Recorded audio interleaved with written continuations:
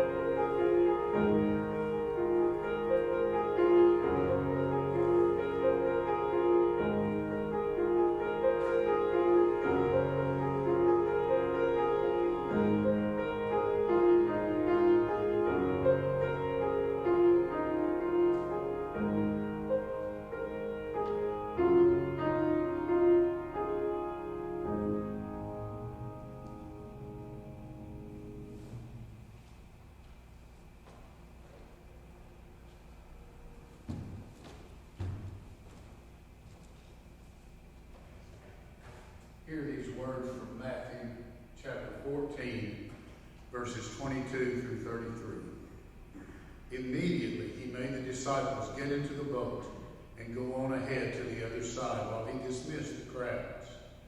And after he had dismissed the crowds, he went up the mountain by himself to pray. When evening came, he was there alone. But by this time the boat, battered by the waves, was far from the land, for the wind was against them. And early in the morning he came walking toward them on the sea. But when the disciples saw him walking on the sea, they were terrified, saying, "It is a ghost." And they cried out in fear. But immediately Jesus spoke to them and said, "Take heart, it is I. Do not be afraid."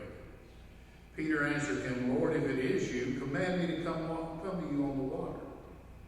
He said, "Come." So Peter got out of the boat, started walking on the water, and came toward Jesus. But when he noticed the strong wind, he became frightened, and beginning to sink, he cried out, "Lord, save me." Jesus immediately reached out his hand and caught him, saying to him, "You of little faith, why did you doubt?" When they got into the boat, the wind ceased, and those in the boat worshipped him, saying, "Truly, you are the Son of God." This is the word of God for the people of God. Thanks be to God. I'm going to do something slightly different. Our children's ministry has been very prominent in all of our digital life in the past few months. It did not want to lose that aspect. But we also did not want to tempt any children who might be here to come running up front like they would want to do to get near Miss Janice when she's their children's sermon. So even though she's in the building, she's bigger than life.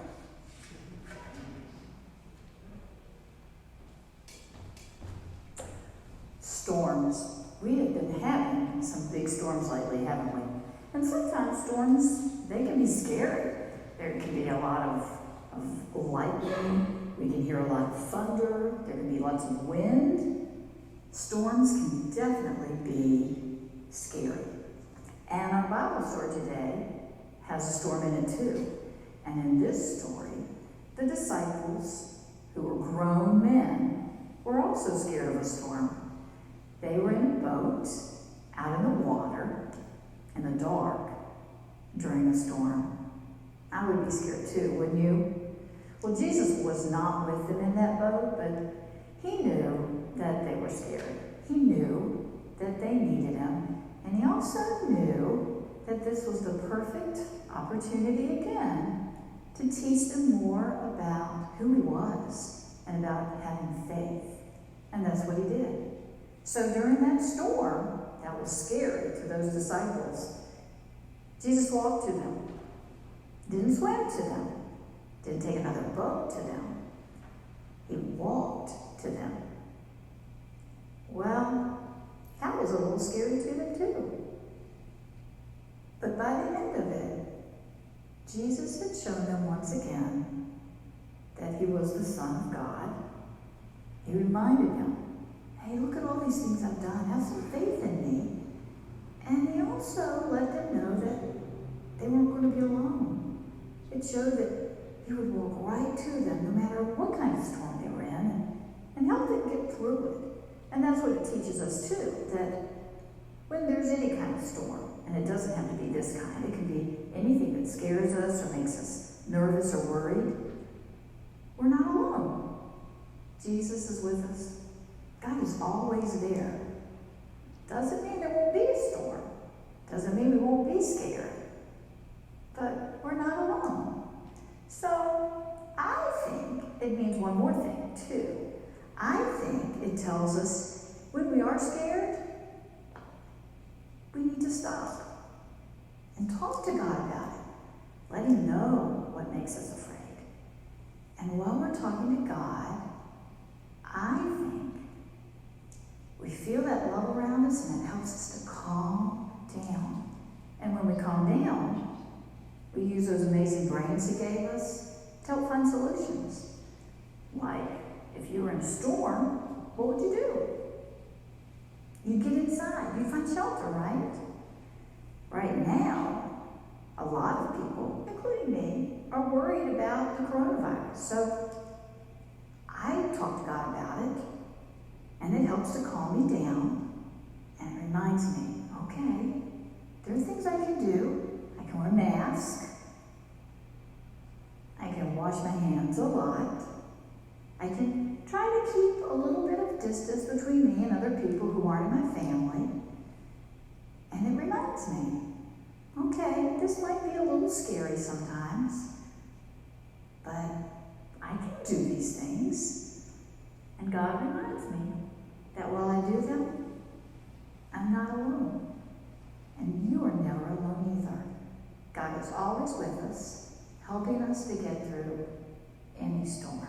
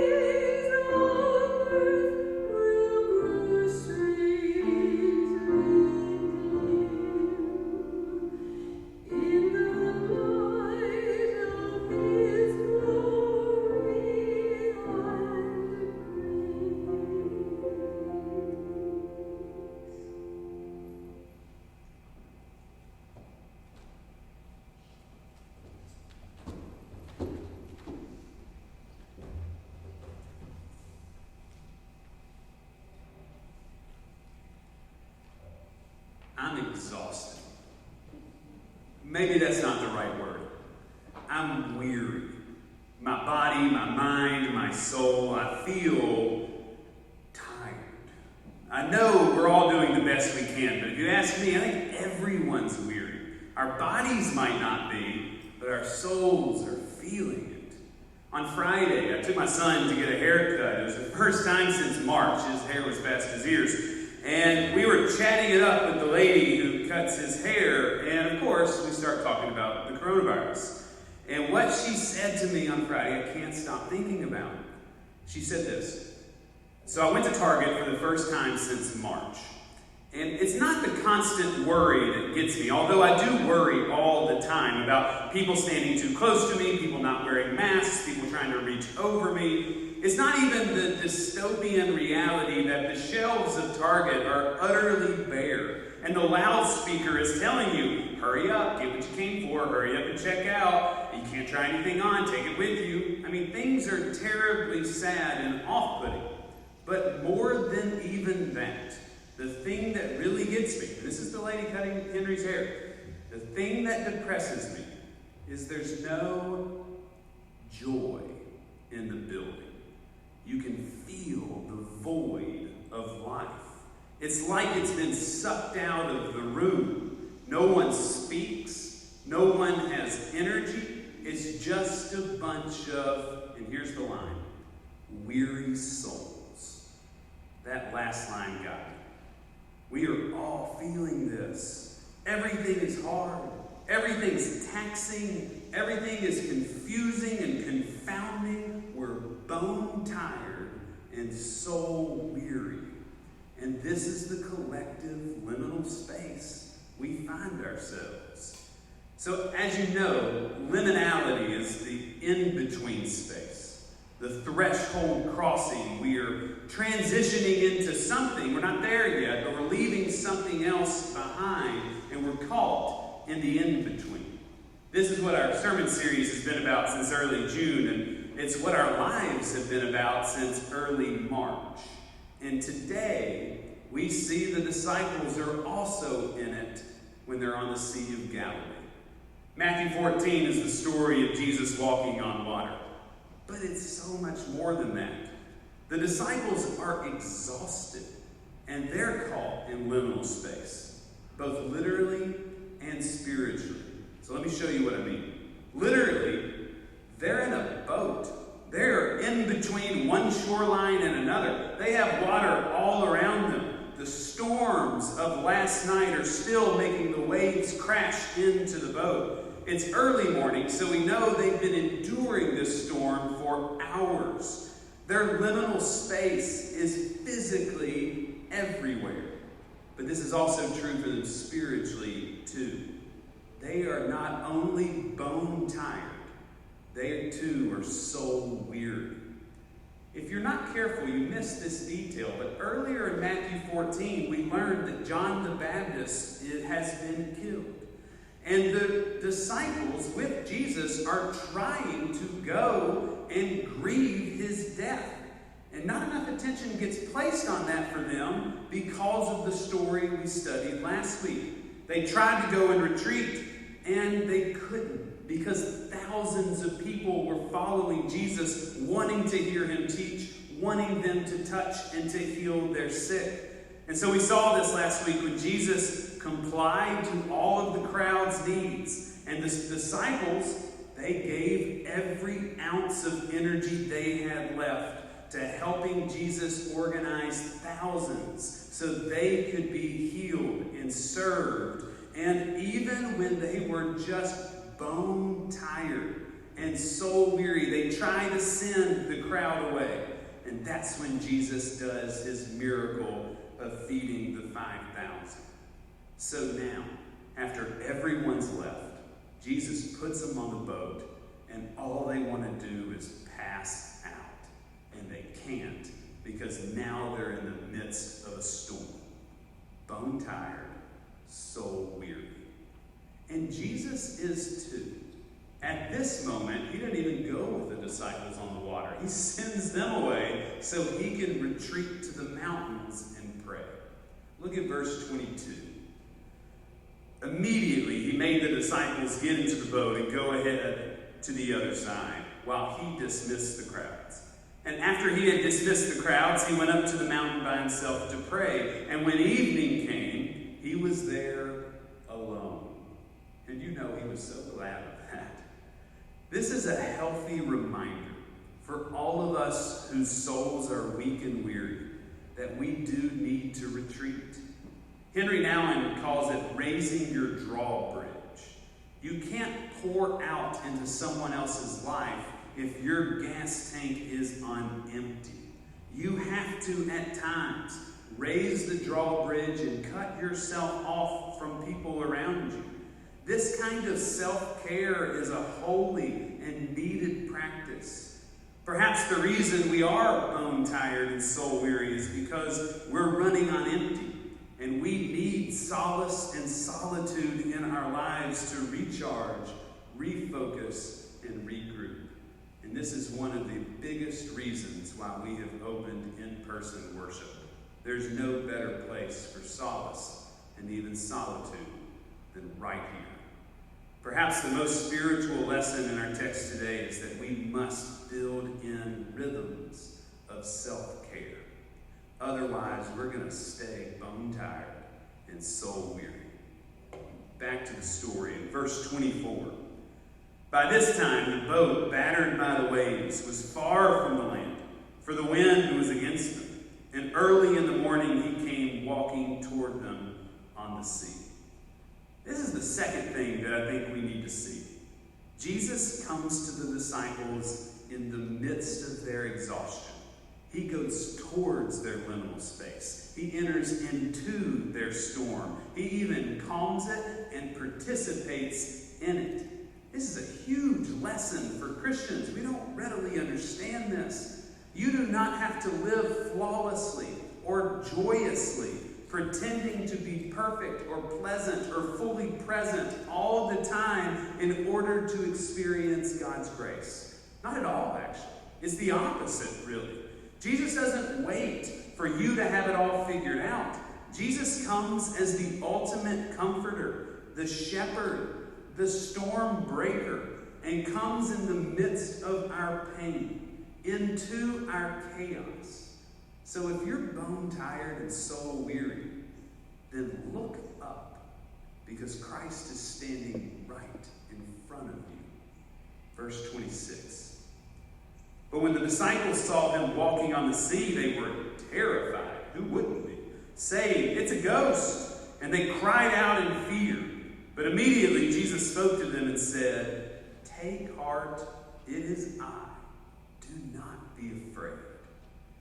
Of course the disciples think he's a ghost. No one can walk on water. They have no idea Jesus possesses this kind of capability. But for us reading this text 2,000 years later, we need to understand that Jesus has been and always is the God of the universe made flesh.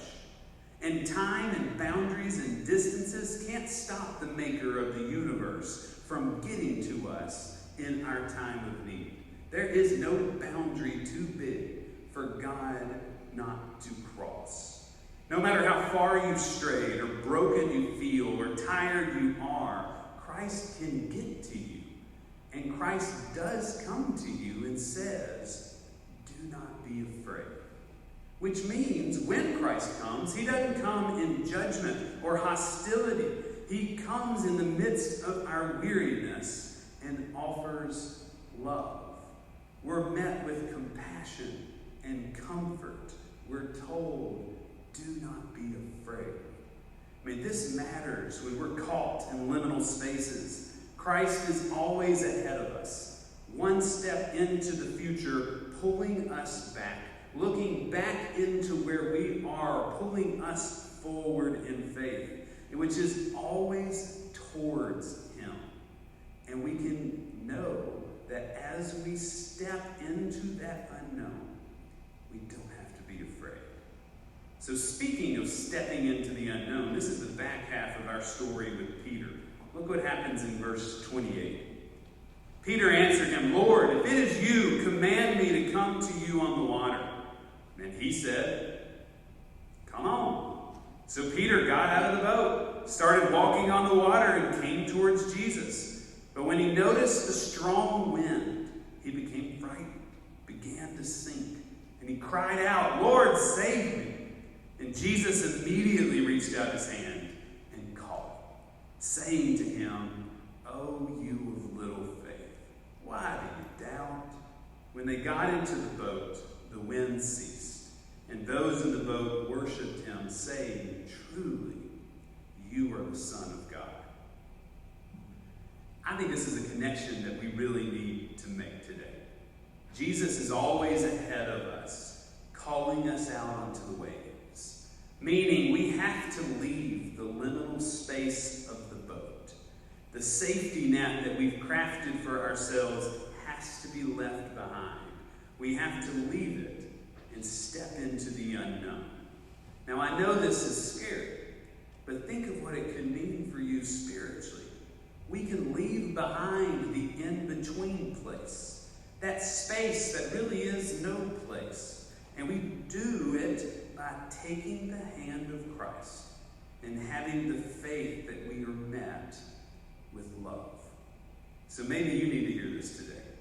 No matter how terrible you feel or how bad COVID-19 has been for you or your family, Christ's promise to you is that if and when you step forward, God will meet you where you are. This is a huge realization for Peter, and it can be for us. But there's a lesson we need to learn. Peter learns it in verse 30 because he gets massively distracted. Verse 30. But when he noticed the strong wind, he became frightened, and beginning to sink, he cried out, "Lord, save me." This happens to us too. We get distracted. Liminality pulls us back. We lose sight of where Christ is. Some of us get too scared, or we long to actually be back in the boat. It was where we know we were safe. But if we're going to keep going in faith, what happens to Peter in verse 31 will also happen to us. Verse 31. Jesus immediately reaches out his hand and catches him. So what is the liminal lesson for us today? We need to own and acknowledge our discomfort and pain. We need to do a body check and a soul check and to see how weary we have become. And we need to build in rhythms of self-care. Because when we do, Christ comes to us in love, calls us forward away from that in-between space. And when we get distracted, which we will, and when we start to fall, which we will, that's when Christ reaches out his hand to catch us. I don't know about you, but this is exactly what I needed to hear from the Lord today. I am bone tired and soul weary. And I need to be reminded that Christ is with me, calling me forward, pulling me up, telling me not to be afraid. And he's doing the same for every one of us. And that presence in your life that's telling you, it's not a ghost, it's God who loves you, who's joining you, calling you forward. All you have to do is get out of the boat. At this time, I want to enter into a time of prayer with you.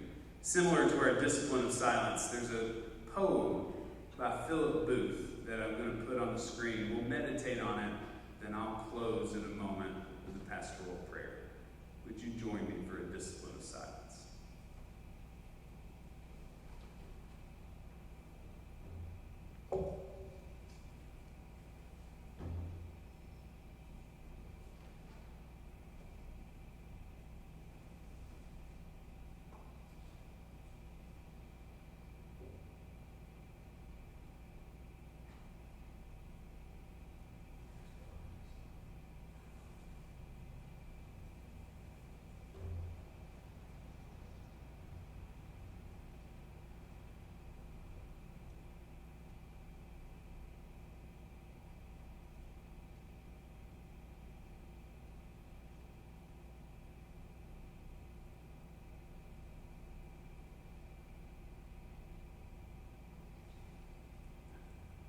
Well, the poem's not up there. Who knows where it is?